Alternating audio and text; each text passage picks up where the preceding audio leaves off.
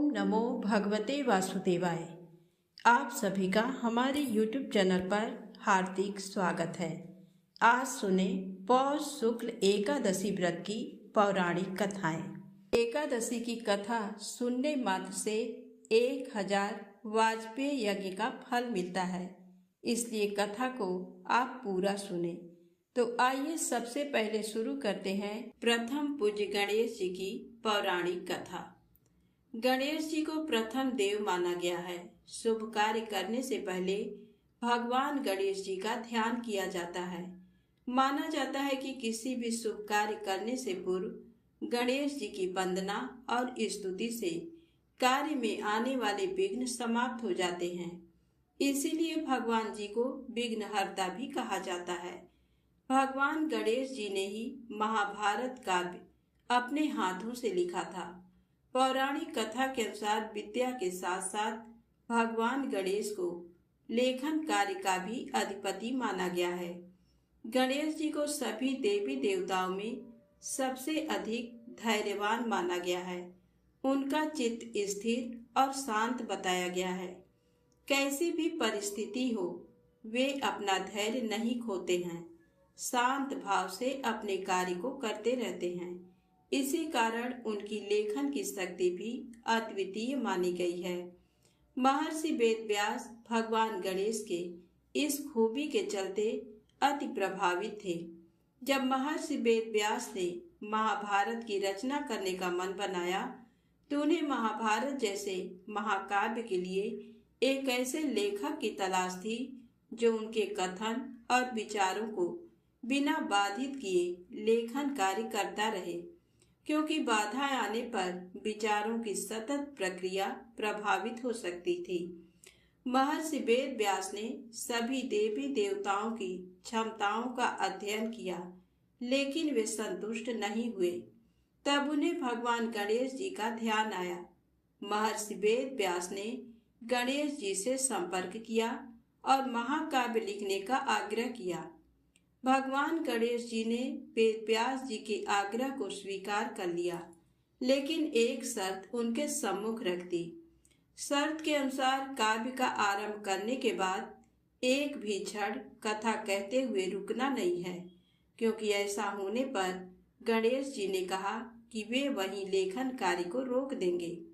गणेश जी की बात को महर्षि वेदव्यास ने स्वीकार कर लिया, लेकिन उन्होंने भी एक शर्त गणेश जी के सामने रख दी। महर्षि वेदव्यास जी ने कहा कि बिना अर्थ समझे वे कुछ नहीं लिखेंगे। इसका अर्थ ये था कि गणेश जी को प्रत्येक वचन को समझने के बाद ही लिखना होगा। गणेश जी ने महर्षि वेदव्यास की इस शर्त को स्वीकार कर लिया। इसके बाद महाभारत महाकाव्य की रचना आरंभ हुई। कहा जाता है कि महाभारत के लेखन कार्य पूर्ण होने में 3 वर्ष का समय लगा।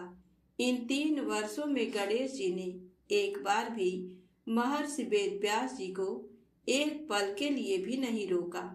वहीं महर्षि ने भी अपनी शर्त पूरी की। इस तरह से महाभारत पूर्ण हुआ। तो प्रेम से बोले गणेश जी महाराज की जय हो। अब आइए सुने एकादशी व्रत की पौराणिक कथा। जो भक्त एकादशी का व्रत पूरे विधि विधान से करता है, उसकी समस्त मनोकामनाएं श्री हरि विष्णु भगवान शीघ्र ही पूरी करते हैं। महाराज युधिष्ठिर ने पूछा, हे भगवान, कृपा करके ये बतलाइए कि पौष शुक्ल एकादशी का क्या नाम है, उसकी विधि क्या है और उसमें कौन से देवता का पूजन किया जाता है। तब भक्त वत्सल भगवान श्री कृष्ण बोले, हे राजन, इस एकादशी का नाम पुत्रदा एकादशी है। एकादशी में नारायण भगवान की पूजा की जाती है। इस चर और अचर संसार में पुत्रदा एकादशी के व्रत के समान दूसरा कोई व्रत नहीं है। इसके पुण्य से मनुष्य तपस्वी, विद्वान और लक्ष्मीवान होता है। इसकी मैं एक कथा कहता हूँ, सो तुम ध्यान पूर्वक सुनो। भद्रावती नामक नगरी में सुकेतुमान नाम का एक राजा राज्य करता था। उसके कोई पुत्र नहीं था। उसकी स्त्री का नाम सैव्या था। वह निपुती होने के कारण सदैव चिंतित रहा करती थी। राजा के पितर भी रो रो कर पिंड लिया करते थे और सोचा करते थे कि इसके बाद हमको कौन पिंड देगा। राजा को भाई बांधव, धन, हाथी, घोड़े, राज और मंत्री, इन सब में से किसी से भी संतोष नहीं होता था। वह सदैव यही विचार करता था कि मेरे मरने के बाद मुझको कौन पिंडदान करेगा। बिना पुत्र के पितरों और देवताओं का ऋण मैं कैसे चुका सकूंगा। जिस घर में पुत्र न हो उस घर में सदैव अंधेरा ही रहता है। इसलिए पुत्र उत्पत्ति के लिए प्रयत्न करना चाहिए। जिस मनुष्य ने पुत्र का मुख देखा है वह धन्य है। उसको इस लोक में यश और परलोक में शांति मिलती है, अर्थात उसके दोनों लोक सुधर जाते हैं। पूर्व जन्म के कर्म से ही इस जन्म में पुत्र, धन आदि प्राप्त होते हैं। राजा इसी प्रकार रात दिन चिंता में लगा रहता था। एक समय तो राजा ने अपने शरीर को त्याग देने का निश्चय किया, परंतु आत्मघात को महान पाप समझकर उसने ऐसा नहीं किया। एक दिन राजा ऐसा ही विचार करता हुआ अपने घोड़े पर चढ़कर वन को चल दिया तथा पक्षियों और वृक्षों को देखने लगा। उसने देखा कि वन में मृग, व्याघ्र, सुअर, सिंह, बंदर, सर्प आदि सब भ्रमण कर रहे हैं। हाथी अपने बच्चों और हथिनियों के बीच घूम रहा है। इस वन में कहीं तो गीदड़ अपने कर्कश स्वर में बोल रहे हैं, कहीं उल्लू ध्वनि कर रहे हैं। वन के दृश्यों को देखकर राजा सोच विचार में लग गया। इसी प्रकार आधा दिन बीत गया। वह सोचने लगा कि मैंने कई यज्ञ किए, ब्राह्मणों को स्वादिष्ट भोजन से तृप्त किया, फिर भी मुझको दुख प्राप्त हुआ, क्यों? राजा प्यास के मारे अत्यंत दुखी हो गया और पानी की तलाश में इधर उधर फिरने लगा। थोड़ी दूरी पर राजा ने एक सरोवर देखा। उस सरोवर में कमल खिले थे तथा सारस, हंस, मगरमच्छ आदि विहार कर रहे थे। उस सरोवर के चारों तरफ मुनियों के आश्रम बने हुए थे। उसी समय राजा के दाहिने अंग फड़कने लगे। राजा शुभ शकुन समझकर घोड़े से उतरकर मुनियों को दंडवत प्रणाम करके बैठ गया। राजा को देखकर मुनियों ने कहा, हे राजन, हम तुमसे अत्यंत प्रसन्न हैं। तुम्हारी क्या इच्छा है सो कहो। राजा ने पूछा, महाराज, आप कौन हैं और किस लिए यहाँ आए हैं? कृपा करके बताइए। तब मुनि कहने लगे कि हे राजन, आज संतान देने वाली पुत्रदा एकादशी है। हम लोग विश्वदेव हैं और इस सरोवर में स्नान करने के लिए आए हैं। ये सुनकर राजा कहने लगा कि महाराज, मेरे भी कोई संतान नहीं है। यदि आप मुझ पर प्रसन्न हैं तो एक पुत्र का वरदान दीजिए। मुनि बोले, हे राजन, आज पुत्रदा एकादशी है। आप अवश्य ही इसका व्रत करें। भगवान की कृपा से अवश्य ही आपके घर में पुत्र होगा। मुनि के वचनों को सुनकर राजा ने उसी दिन एकादशी का व्रत किया और द्वादशी को उसका पारण किया। इसके पश्चात मुनियों को प्रणाम करके महल में वापस आ गया। कुछ समय बीतने के बाद रानी ने गर्भ धारण किया और 9 महीने के पश्चात उनके एक पुत्र हुआ। वह राजकुमार अत्यंत शूरवीर, यशस्वी और प्रजापालक हुआ। श्री कृष्ण बोले, हे राजन, पुत्र की प्राप्ति के लिए पुत्रदा एकादशी का व्रत करना चाहिए। जो मनुष्य इस महात्म को पढ़ता या सुनता है उसे अंत में स्वर्ग की प्राप्ति होती है। तो प्रेम से बोले, श्री हरि विष्णु भगवान की जय हो। आइए सुने भगवान विष्णु के परम भक्त राजा अम्बरीश की कथा। राजा अम्बरीश राजा नाभाग के पुत्र थे। वह 7 द्वीपों के राजा थे। वह बहुत ही ब्रह्म ज्ञानी और विष्णु भक्त थे। वह भगवान विष्णु की कथाएं सुनते और मंदिरों में दर्शन करने जाते। विष्णु भक्ति के आगे वह घर, स्त्री, पुत्र, धन धान सब कुछ तुच्छ समझते थे। एक बार भगवान विष्णु को प्रसन्न करने के लिए उन्होंने साल भर पत्नी सहित एकादशी का व्रत रखा।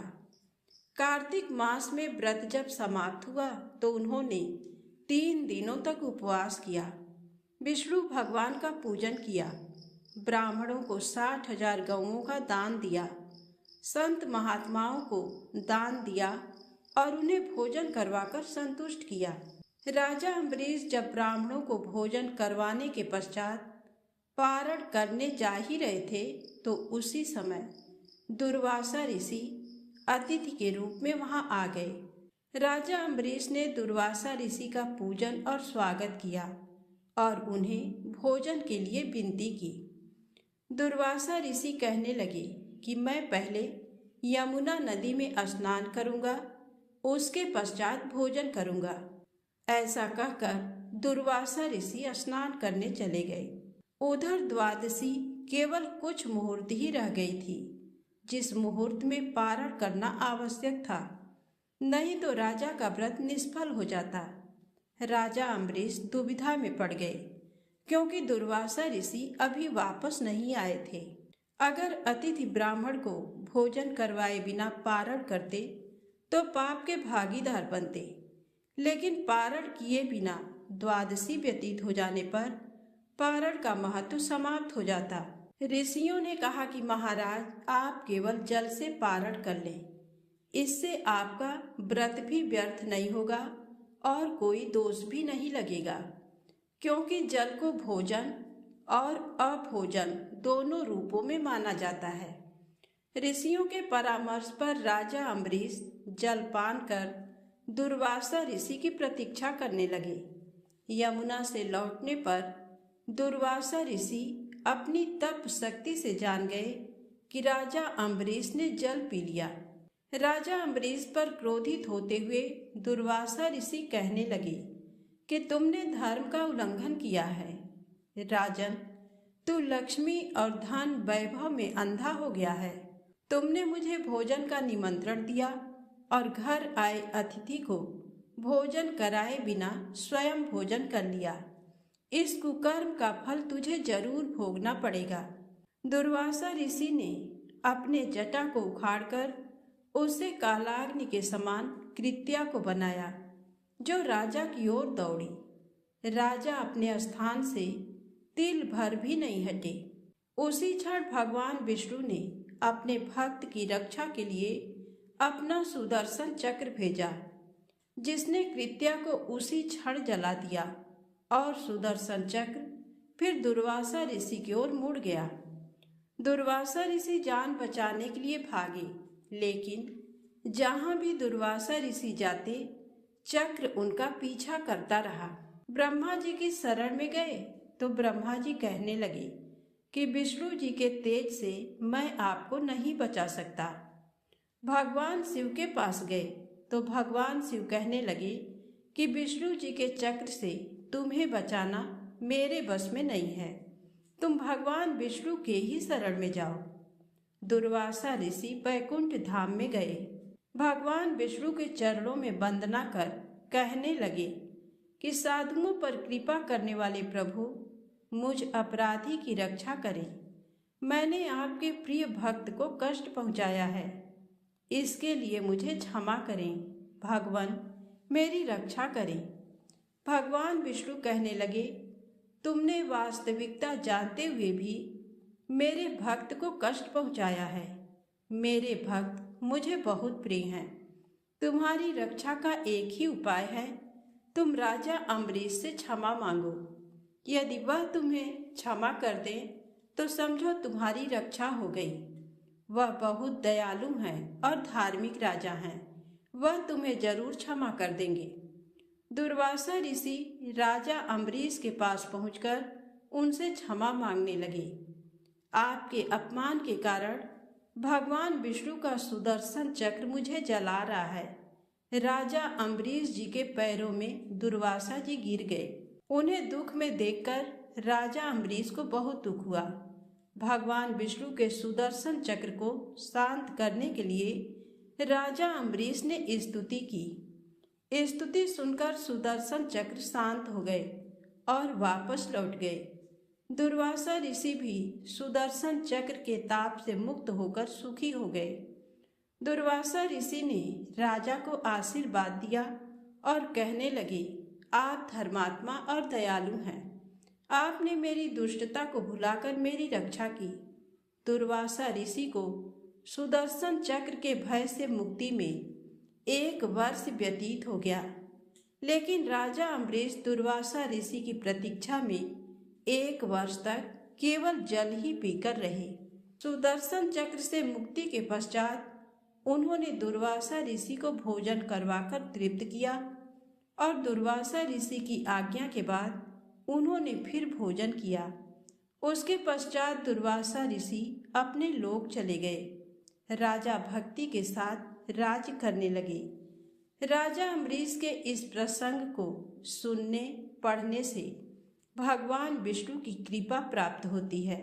तो प्रेम से बोले, विष्णु भगवान की जय हो।